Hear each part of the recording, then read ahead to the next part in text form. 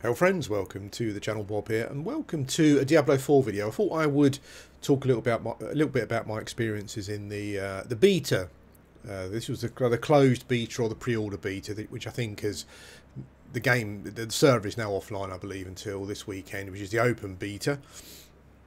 Yeah, and I thought I would give you like a bit of a review. So first of all, I think I want to talk about what turned out to be a fairly controversial topic. I didn't think it would be. But and that's to do with the single player stroke multiplayer details of Diablo 4. Now, some people seem to think that the game is not a single player game at all, and I guess in theory that's correct in a sense that you have to connect to a server to play the game, and there are other players there. But it's also very incorrect because the actual campaign or the story is very much single player focused. You know, at no point does an NPC mention you as a group of adventurers or a party of heroes. It's very much just you are the hero, like all of the previous Diablo games beforehand. Yeah, and it is what it is. It is a single player game from a campaign and a story point of view. The game actually sets it up purely as that. You know, it's very bleak, dark, cold. It's very lonely. You know, the NPCs refer to you as the dude.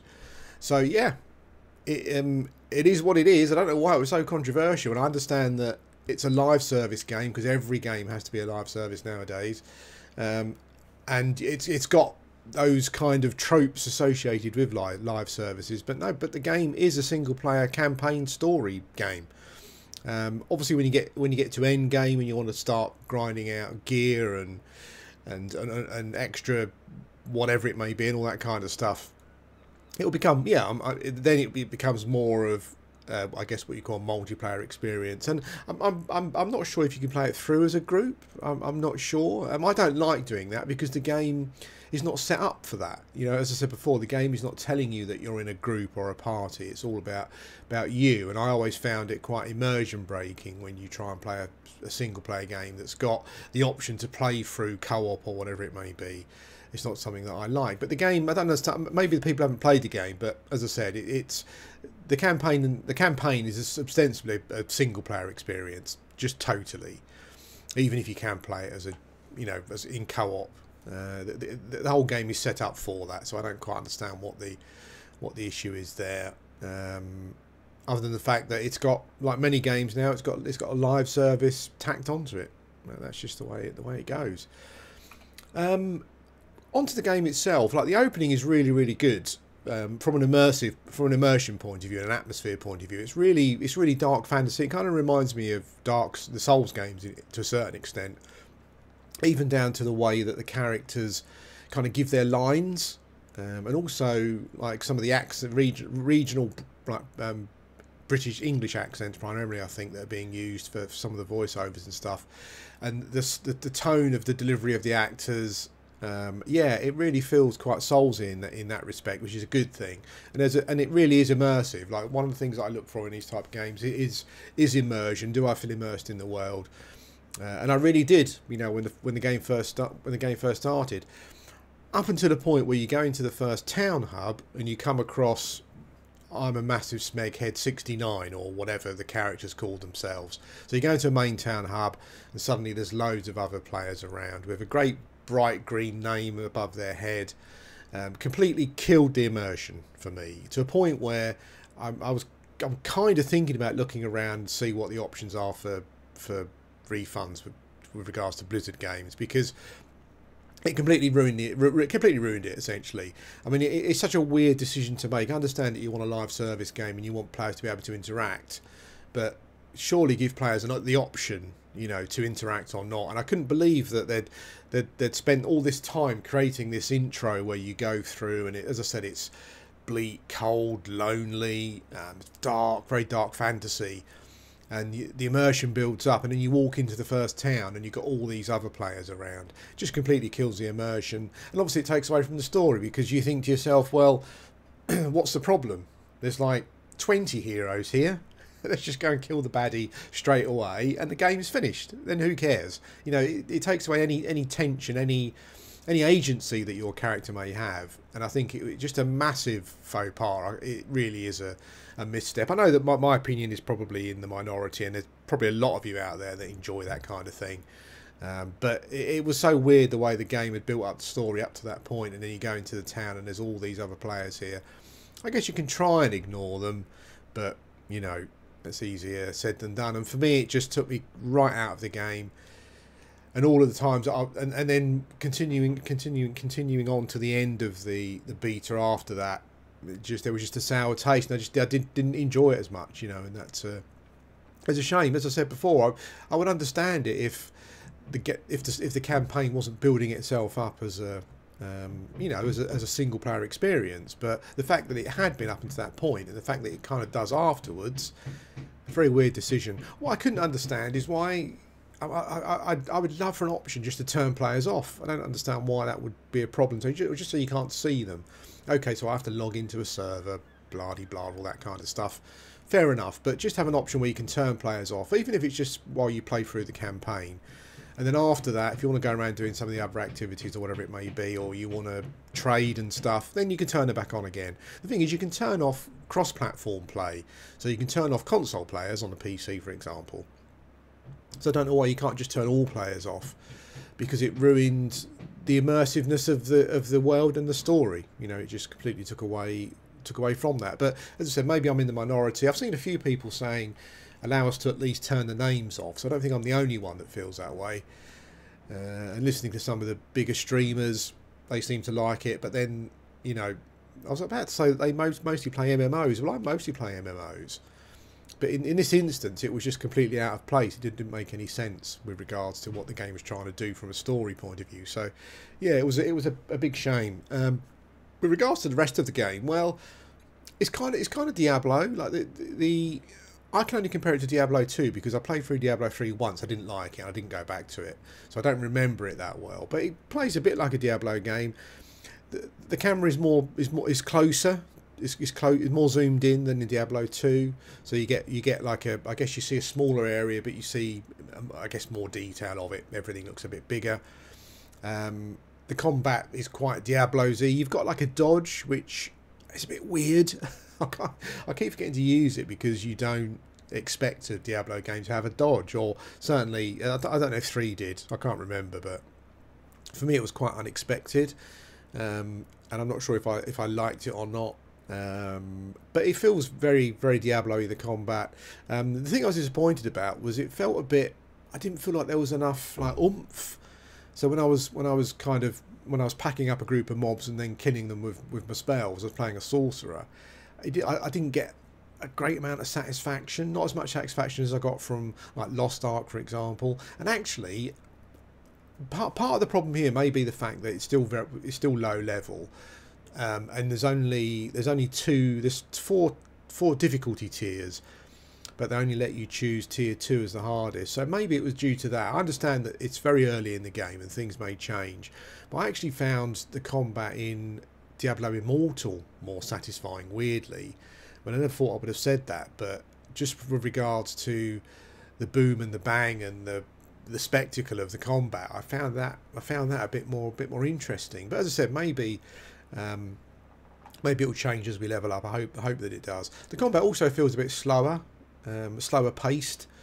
I don't think that's a bad thing particularly, although maybe certainly from Diablo in comparison to Diablo 2, for example, I don't think that's a bad thing unless it's causing this issue where it doesn't feel much of a spectacle when you're in combat and whatnot. So yeah, I'm not sure.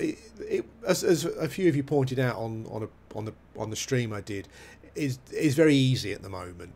I know there's 2 more tiers from a difficulty point of view, so I'm assuming that will make a big difference. But the combat's quite slow, more methodical. I don't mind, but it was very easy on I guess tier 2, which I'm not quite sure where they graded it from a difficulty point of view. I think it was an experienced Diablo player, and I've played a lot of Diablo 2, so yeah. But it very Diablo. But from a combat point of view, I did find things a bit pedestrian, and I hope that things just pick up a bit more, just become a bit more difficult. I think I'm assuming the dodge was added in there to give the game a bit more strategy, and well, maybe it does. I don't know. As I said, because I wasn't used to it, I wasn't using it as much as I should have been.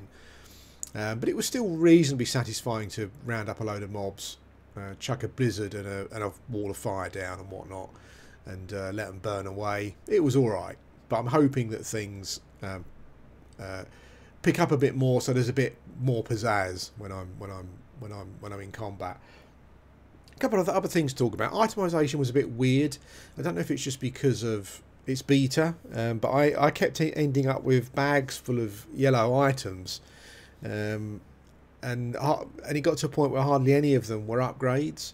Like, actually, when I was less than level 20, I found an area that was 3 or 4 levels higher than me, and I went in there and I could still kill the mobs, and I was getting drops, and I killed a boss thing and I got drops, but it was weird because the item level was higher, but they weren't really upgrades. Not upgrades in a sense that they had the right traits on them, more in a sense that the armor was just lower and weird stuff, or the stat bonus was lower than it was on another piece that I had. So it's a bit weird. I've got a few legendaries as well, but there was a lot of yellow items, which I think are probably the rarest before legendary, and there was a lot of those, and I kept going and selling them and deconstructing them and that kind of stuff. So yeah, I'm not sure if it was tuned that way just because it was beta. Maybe it was, but yeah. And I guess also that kind of makes your character prematurely more powerful.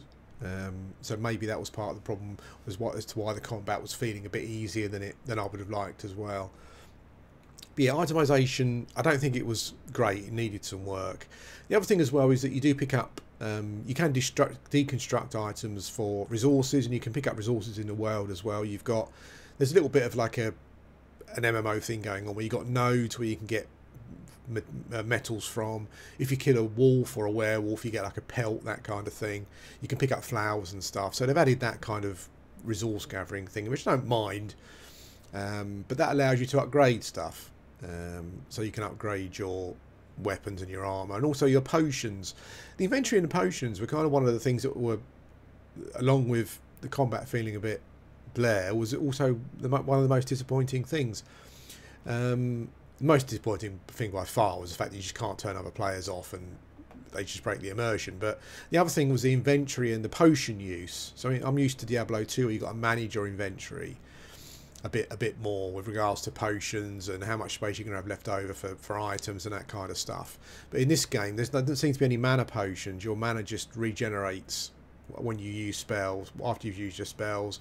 There are ways of increasing your mana regeneration rate, and it does increase quite quickly, but what I didn't like about it was in Diablo 2 you could go in, unload your spells, quickly use some potions again, and maybe chuck down some defensive stuff to help you and that kind of thing. But in this game, you run in, you use your spells, and you're essentially waiting for your mana to regenerate again. And as I say, it does regenerate quickly, but this feels like a bit of a, again, I'm comparing it to Diablo 2, but this feels like a bit of a dumbing down. And I guess the reality is that this is what most people probably want, really. They don't want to be worrying about potion and inventory management too much. On the health side of things, you get 4 potions to use, and you can upgrade the potions to increase the amount of health that you get back. But yeah, that was disappointing because I guess as more of a old schooly, maybe more a hardcore gamer, you know, I kind of like that inventory management and potion management and stuff, but that's been pretty much removed.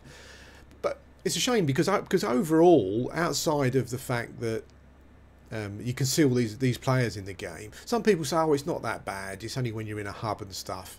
Being in a hub and whatnot is bad enough, but I actually saw players out in the open world quite a bit. You kind of get these events, and what I found a bit odd was that if you were near an event, you would kind of start to see players, even if you weren't active in the event. And I was running around, and I don't know if it was because I was getting nearer and then further away from the event, but I saw some player characters kept popping in and out, and it was like, oh god, this is terrible. It's like I'm running around this frozen, cold, bleak, lonely landscape, and I can see this green named person just keep popping in and out on my screen. It's stupid. Yeah, apart from that, which really did ruin it. Everything else is really good. It looks great. The levels and the you know, visually the scenery, it's all really atmospheric. There's loads of great dark like gothic type dungeons to explore and caves and all that kind of stuff. And it's really good. It's really immersive. But then you get dragged out of it by what they've done with the multiplayer side of it. And so I've got nothing against the multiplayer side, but just let us play through the campaign as the hero, and there's no other interference from other players, and then maybe if we want, we can then get involved in the multiplayer side of it. But yeah, it's weird. I hope they had add an option for it. They've got an option to turn off console players, so it is possible, and I hope that it gets added just as an option for people that want to do that, you know, so you can play through the game and your immersion is not broken. But anyway, yeah, Diablo 4, it's pretty good, depending on what the end game is like, I guess, with regards to going after all your best in slots and your Paragon levels and all that kind of thing, and the sort of content that you've got at the end game. I haven't played PoE, but I do know that PoE has got lots of different game types at the end game for you to get involved with. If Diablo 4 was just going to have incessantly running the same dungeons all the time, that's probably going to get old pretty quickly. They need to have lots of different game types at end game to keep people engaged and to keep chasing the carrot, as it were. But yeah, I mean, I enjoyed it, and it's got the potential, but it was ruined by the multiplayer aspects.